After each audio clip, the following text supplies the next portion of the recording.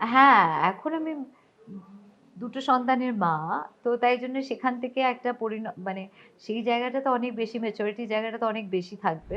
আমার মনে হয় আমি হেলিকপ্টার মাদার নই। মানে হেলিকপ্টার মাদার যে হচ্ছে সবসময় বনবন করে ঘোরে মা ছেলেমেয়েদের উপরে যে হ্যাঁ, কার হ্যাঁ। কার সঙ্গে কি করছে। আমার নিজের প্রাইভেট লাইফ বা আমার পার্সোনাল লাইফ নিয়ে হয়তো অতটাও আমি প্রজেক্ট করতে ভালোবাসি না। আমি সোশ্যাল মিডিয়াটা স্পেশালি আমি আমার কাজের জন্যে ব্যবহার করতে ঠিক। ভালোবাসি। নমস্কার, এই সময় অনলাইনে আপনাদের সকলকে স্বাগত। আমি সুস্মিতা রয়েছি আপনাদের সঙ্গে। শীতকাল, উৎসবের মরশুম চলছে, আর তার মাঝে সান্তা ক্লজ আসারও সময় হয়ে গিয়েছে। সামনে 25শে ডিসেম্বর। তার আগে কোয়েল অনুরাগীদের জন্য এবারের 25শে ডিসেম্বর আরও বড় দিন। তার কারণ এবারে আসছে ফের নিতিন মাসি, একটি খুনির সন্ধানে। আর আজকে আমাদের সঙ্গে আড্ডায় trolley queen Koel Mallick. Hello. কেমন আছো বলো? আমি দারুণ আছি গো। তুমি কেমন আছো? খুব ভালো আছি। এই কিছুদিন আগেই স্বার্থপর নিয়ে যখন আড্ডা হলো, তখন স্বার্থপরের ওই ইন্টারভিউর নিচে আমি দেখছিলাম পরপর অনেকে কিন্তু নিতিনকে আবার কবে দেখতে পাবো, কারণ সকলে জানে অলরেডি, ছোট ছোট ঝলক আমরা দেখেছি, যার ফলে রাইট। নিতিনের খোঁজ কিন্তু মানুষ করে। 2019 সাল প্রথম নিতিন, হুম। তারপর 2023 জঙ্গলে নিতিন মাসি, আবার 2025 এক্সাক্টলি, এবার এক্সাক্টলি। একেবারে অন্যরকম একটা লুক। মানে প্রতিবারই তোমাকে অন্যরকম লাগে, কিন্তু একদমই তাই। দেখো মিতিন মানে হচ্ছে তো ওটাই যে ভীষণ যে ঘরও সামলায় আবার বাইরের জগতে গিয়ে অতটাই সে একটা অতটাই দৃঢ়, সে অতটাই শার্প, অতটাই তীক্ষ্ণ, সে ভীষণ সাহসী আর ভয়ঙ্কর দক্ষ তার নিজের কাজের কর্মক্ষেত্রে। সেটাই হচ্ছে মিতিন মাসি এবং ভীষণই একটা ইন্সপায়ারিং একটা ক্যারেক্টার। আমার মনে হয় যেকোনো মহিলা বলো, তাদের সবাইকার একটা জায়গা থেকে ভীষণ মনে হবে যে বাহ! মিতিন তো দারুণ। কিন্তু তারা হয়তো অনেক সময় তারা নিজেরাই ভুলে যান যে তাদের মধ্যেও মিতিন আছে। ঠিক। হয়তো সেই মিতিনকে তারা রিয়ালাইজ করেন না বা আ কোনো আ সময়ের চাপে পড়ে হয়তো তারা ভুলেই যান যে তাদের মধ্যে একটা মিতিন আছে। কিন্তু আমার মনে হয় আমি ২০১৯ এর সময়েও আমার মনে আছে আমি অনেক ইন্টারভিউস দিয়েছিলাম। তার মধ্যে আমি সবসময় একটা কথা ভীষণ জোর গলায় বলেছিলাম যে আমি প্রত্যেকের মধ্যে মিতিনকে দেখতে পাই। ঠিক। এবং সেটাই আমার ইন্সপিরেশনের জায়গা। আমার সবাইকার মধ্যে মধ্যেই আমার মিতিনকে আমি খুঁজে পেয়েছিলাম। সুচিত্রা ভট্টাচার্য অসাধারণ একটা একটা চরিত্র আমাদের উপহার দিয়েছেন গল্পের মাধ্যমে। কিন্তু তখন ২০১৯ যখন আমরা মিতিন মাসি করেছিলাম, তখন একেবারেই ভাবিনি যে মিতিন এতটা ভালোবাসা পাবে যে সেই ফ্র্যাঞ্চাইজিটার 2nd আর 3 3rd নম্বর। হবে। ঠিক। এক্সাক্টলি তাই। সেটা একেবারেই ভাবিনি তখন। সত্যি। সুচিত্রা ভট্টাচার্যের কথা বলতে গিয়ে একটা জিনিস, কারণ মানে এখন সময়ের অভাবে হোক বা মানুষের অভ্যেসের কারণে হোক, অনেক ক্ষেত্রে কিন্তু বই পড়ার অভ্যেস আমাদের চলে গিয়েছে। আমরা এখন ই-বুকে ট্রান্সফার হয়েছি। সেই জায়গা থেকে দাঁড়িয়ে আমাদের একটা বিপুল সম্ভার রয়েছে উপন্যাসের। ছোট গল্প, উপন্যাস, কত সম্ভার রয়েছে। কিন্তু যখন সেটা টেলিভিশন, যখন সেটা মানে আমি বলছি বড় পর্দায় আসে বা সিরিজ আকারে আসে, তখন মানুষ অনেক ক্ষেত্রে দেখতে পায়। অন্তত আমি একটা প্রজন্মের কথা বলব, যারা বই পড়ে না, তারা কিন্তু মিতিনকে মানে অন্তত উপন্যাস পড়েনি, কিন্তু মিতিন দেখে কিন্তু অনেকটাই বুঝতে পেরেছে, রাইট, তাই না? একদমই তাই। কারণ দেখো সুচিত্রা ভট্টাচার্যের যে উপন্যাস হুম। অসাধারণ লেখা। আ কিন্তু পরবর্তীকালে যখন এখন যে সিনেমাগুলো হলো, ঠিক। সিনেমার মাধ্যমে হয়তো অনেকের কাছে মিতিন বিভিন্ন রকমভাবে আরো বেশি পৌঁছে গেছে। আম মিতিন আমাদের ১ম যখন ২০১৯ এ যখন ইন্ট্রোডাকশন হয়েছিল, মিতিন তো সেই মিতিন থেকে এখন যে মিতিন একটি খুনির সন্ধানে। সন্ধানে, তো সেই এই পুরো গল্পটার মধ্যে মিতিন কিন্তু মিতিনের হাবভাব চলাফেরা অনেক বেশি জটিল। কারণ এই ইনভেস্টিগেশনের কেসটাও অনেক বেশি জটিল। একটা মার্ডার মিস্ট্রি তো বোঝাই যাচ্ছে যে তার তার তীক্ষ্ণতাটা কতটা বেশি হতে পারে। তার ঠিক। তার মানে তার সাহসের জায়গাটা এতটাই লেভেলে যে মনে হয় যে তাকে কেউ দমন করতে পারে না। তাকে সে অদম্য। আ সে এতটাই সাহসী যে যে যে মানে যখন নাবে, যে যুদ্ধক্ষেত্রে নামছে সে জানে যে ও জিতবেই জিতবে। ঠিক, হ্যাঁ? কনফিডেন্ট। এত কনফিডেন্ট, এত সে মানে আত্মনির্ভর একটা ক্যারেক্টার যে কারোর সাপোর্ট লাগে না। ওকে এত ইন্ডিপেন্ডেন্ট একটা ক্যারেক্টার। এটা অসাধারণ একটা স্কেচ। এবং তো সুচিত্রা ভট্টাচার্য যে সময় লিখেছিলেন তখন অবভিয়াসলি সোশ্যাল মিডিয়া বলে কিছু ছিল না। একদম। সিসিটিভি ছিল না, সোশ্যাল মিডিয়া, মানে এইসব জিনিসগুলো তো হুম কোনো কিছু হুম ছিল হুম না। হুম হুম। এখন এসে যেহেতু এই সময় বর্তমানকালে আমরা এই সিনেমাটা বানাচ্ছি, তাই জন্য এখনকার ভাবনা চিন্তা মাথায় রেখেই সিনেমাটা করা। এর মধ্যে মিতিন অনেক বেশি টেক স্যাভি, অনেক কিছু জানে, অনেক কিছু করে। তার সঙ্গে টুপুর, যে তার দিদির মেয়ে, তার সঙ্গে টুপুরও ভীষণ মানে মাসিকেও সব ব্যাপারে হুম হেল্প হুম করে। হুম। তার সঙ্গে পার্থ তো আছেই। পার্থ নিজের মতন করে একটা খুব সুন্দর একটা ফ্যামিলি সার্কিট, যেখানে হচ্ছে মানে হাজবেন্ডও ভীষণ প্রাউড তার স্ত্রীকে নিয়ে, ঠিক। এবং সবসময় কোনো একটা জায়গায় বলতে থাকে যে, কোনো ইনভেস্টিগেশনের জায়গায় বলে যে এইটা ভেবে দেখো না, ওটা ভেবে দেখো না, অনেক রকম তার নিজেদের একটা ফিডব্যাক দেয়। হুম। তো আমার মনে হয় যে এই ফ্যামিলি বা এই ইউনিটটাই একটা ভীষণ হেলদি একটা ইউনিট, যেখান থেকেও অনেক কিছু শেখার আছে। তো আমার কাছে তাই জন্য মিতিন হচ্ছে মানে যে দুষ্টের দমন করে, তার ওইখানে সে ক্ষমা করে না কাউকে। একদম। It's a very fascinating character, আর আমি ভীষণ খুশি যে আহ, মানে বড়দিনে ছবিটা মুক্তি হুম। পাচ্ছে। আর বড়দিনের ছুটি, ওই ছুটি। ছুটির সময় আমি জানি যে আমি সব সময় একটা থ্রিলারের অপেক্ষায় থাকতাম সব সময়, কিন্তু এখন এসে যে আমি আমার একটা ছবি মুক্তি পাচ্ছে এরকম একটা থ্রিলার ছুটির সময়, সেটা ডেফিনেটলি আমার কাছে একটা বড় পাওনা। হ্যাঁ, কারণ এই সময় সব বয়সী সকলে রাইট, ছোটদের জন্য একটা। আমি রাইট। একটা জিনিস জিজ্ঞেস করি কোয়েল দি, আমাদের তো ভালো স্ক্রিপ্ট অবশ্যই, মানে যে একজন পরিচালক যখন একটা গল্প ভাবে তখন তো সে সিনেম্যাটিক ফরম্যাটেই ভাবে, কিন্তু যখন একজন লেখিকা লেখেন তখন অন্তত আমি সুচিত্রা ভট্টাচার্যের ক্ষেত্রে বলবো সেখানেও কিন্তু ওনার লেখার মধ্যে আমরা চোখের সামনে আর কি দেখতে পাচ্ছি এই ঠিক, রকম বিষয়টা থাকে। ঠিক। তো সেই জায়গা থেকে দাঁড়িয়ে আমাদের এই যে বললাম যেটা বিপুল সম্ভার রয়েছে আমাদের হ্যাঁ, উপন্যাসের, রাইট। সেই রকম ছবিতে কাজ করাটা কি মানে আমাদের বক্স অফিস সাফল্যের ক্ষেত্রে অনেক বেশি, মানে এই ধরনের উপন্যাস নিয়ে যদি কাজ হয় অনেক বেশি উপকার হবে আমাদের বক্স অফিস সাফল্যের ক্ষেত্রে। Definitely, absolutely, why not? কারণ আমাদের, তুমি যেরকম বললে, আমাদের একটা বিপুল সম্ভার আছে একদম সাহিত্যের। একদম। এত অসাধারণ সাহিত্য আছে আমাদের বাংলাতে, এত ভালো ভালো গল্প, এত হুম কিছু হুম। আছে। তার মধ্যে থেকে যদি এক একটা সিনেমা করা যায়, সেটা তো একটা বিশাল বড় ব্যাপার হবে। মানে একটা অনেকে জানেই না হয়তো এত ধরনের গল্প এত রয়েছে। গল্প আছে, এত গল্প আছে। তো সেখান থেকেই আমরা ডেফিনেটলি অনেক সময় অনেক রকম ভাবে একটা গল্প দেখে আমরা মনে করি যে এখান থেকে যদি সিনেমা করা যেতে পারে। কারণ কিছু কিছু গল্প গল্পের জন্য খুব ভালো, আবার কিছু কিছু গল্প সিনেমার সিনেমা হয়ে উঠতে হ্যাঁ পারে, একদম, তার সিনেম্যাটিক একটা ফরম্যাট সিনেম্যাটিক আছে। একটা ফরম্যাট আছে, একদম। এক্স্যাক্টলি। তো সেই জায়গাটা আছে।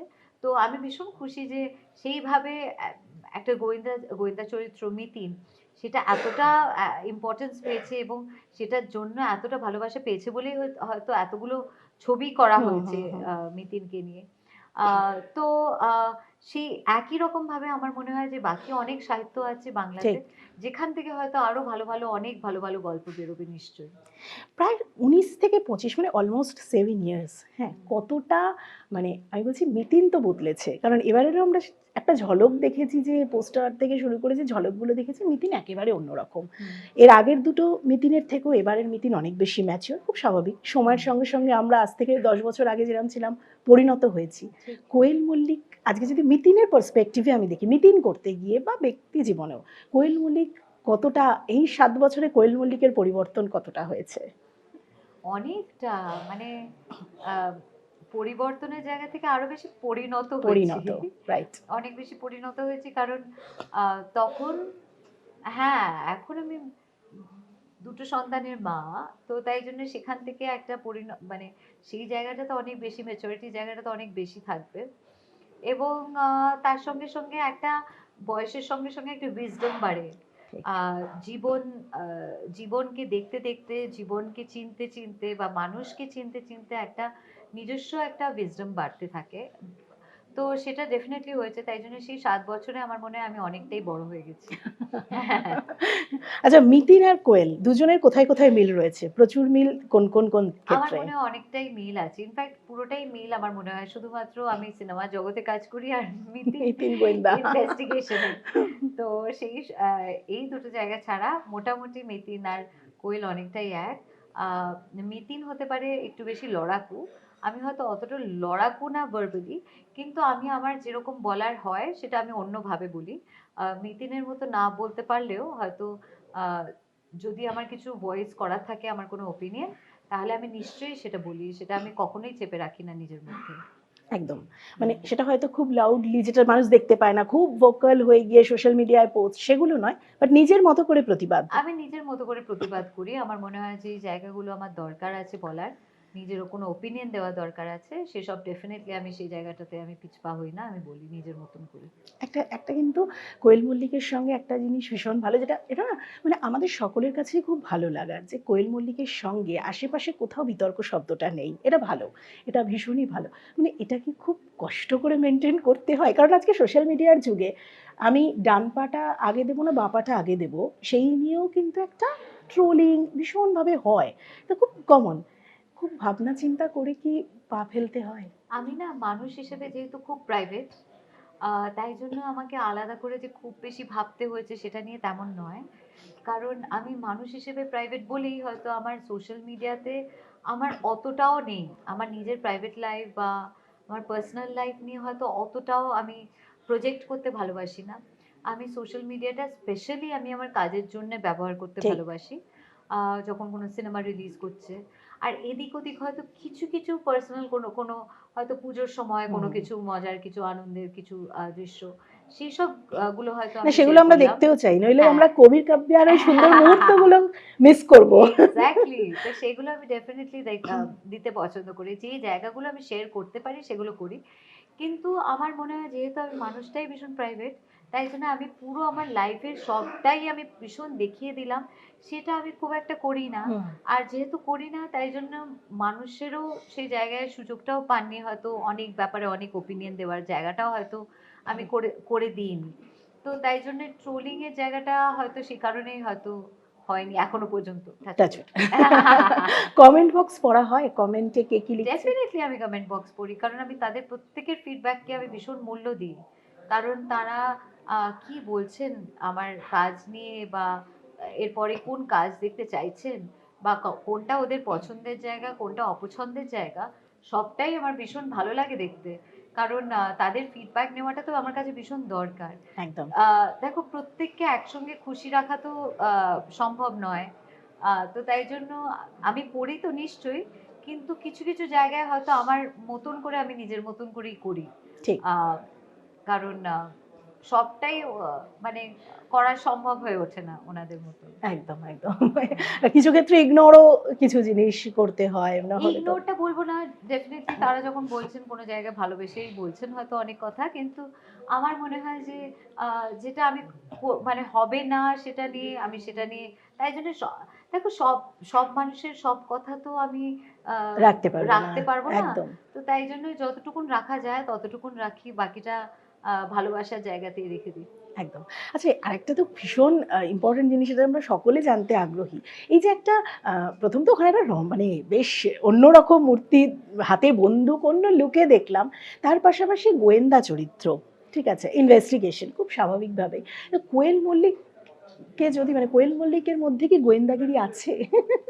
আমার মনে হয় সবাইকার মধ্যে আছে। হ্যাঁ। আমাদের একটা ইনভেস্টিগেটিভ সেন্স কাজ করে সবসময়। হুম।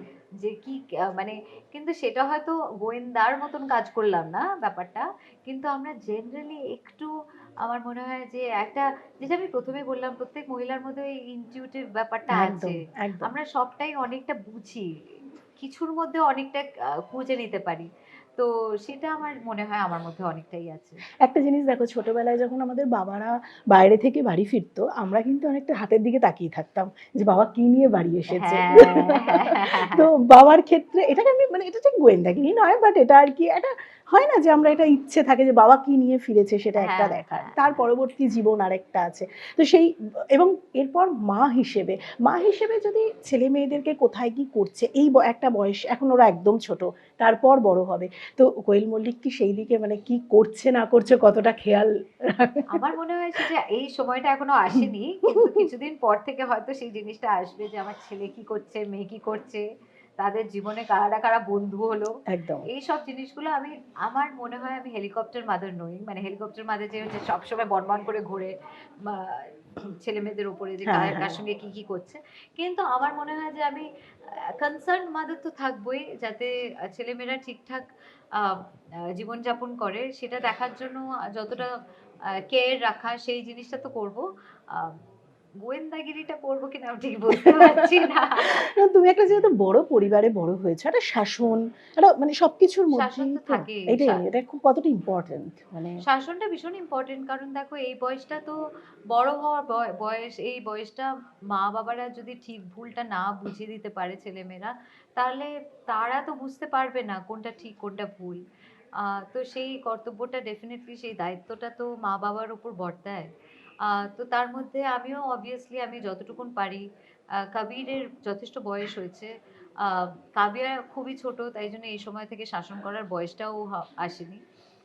কিন্তু কবিরের আমি অনেক সময় অনেক রকম ভাবে ওকে বলতে থাকি যে এটা ঠিক, এটা মানে হয়তো অনেক রকম ভাবে এরম ভাবে বলার চেষ্টা করি যে তুমি যদি ওইটা করতে তোমার কি মনে হয়, তোমার কি ভালো লাগতো, মানে এরম ভাবে আমি কথাগুলোকে জিজ্ঞেস করি।